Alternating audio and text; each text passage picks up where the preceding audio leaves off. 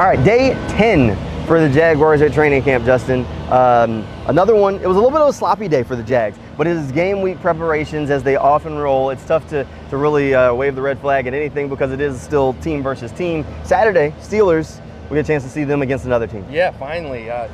You like to see any kind of opponent other than yourself. Yep. You know, you want to chomp and hit and practice against somebody else, and that's what you're going to get Saturday against the Steelers. Don't know if we'll see much of any starters for either team, but when I talked to Eric Murray after camp, he said he thought they got more out of joint practices than they do in preseason games. So we're going to see joint practices in a couple weeks, but Saturday night, Everbank Stadium, the Steelers coming to town. Just nice to see that environment change from what it's been.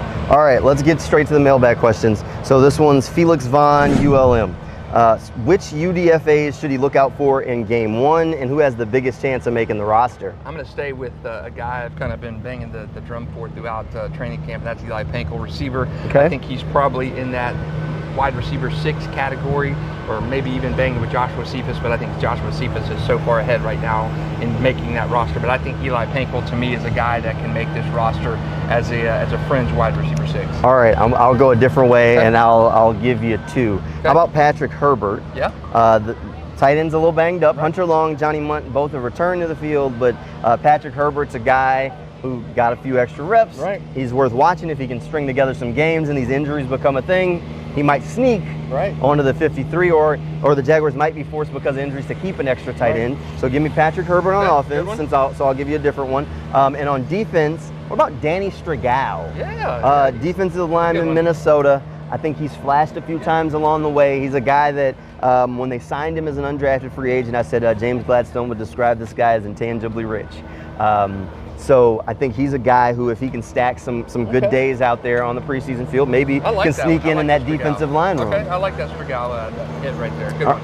All right, let's do another question here. How about this one from Udary11?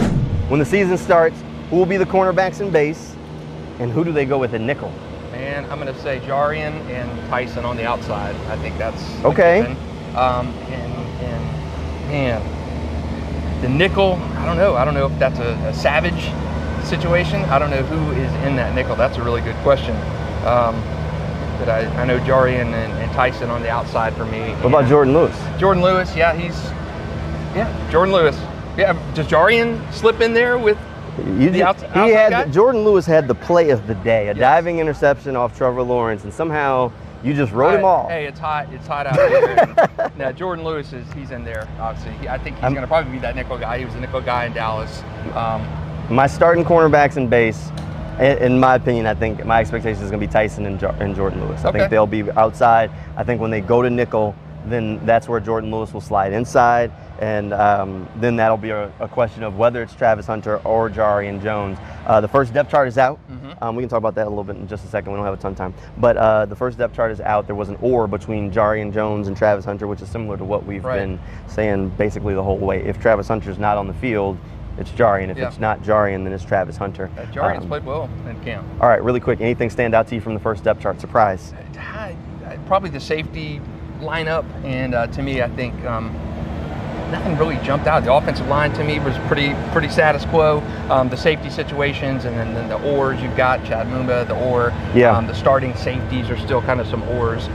So that to me is kind of that. And then Tank over, Tank or Travis or Tank, another or situation. The or between Kaiser and Mumba, probably a big surprise for me, and Eric Murray or Darnell Savage was also one that caught me a little off guard. Hey, you want more Jaguars coverage? Head over to newsforjags.com, click on the Handy Danny Sports page. You can also follow us over on Instagram, look for Sports for Jags. That'll do it for sports.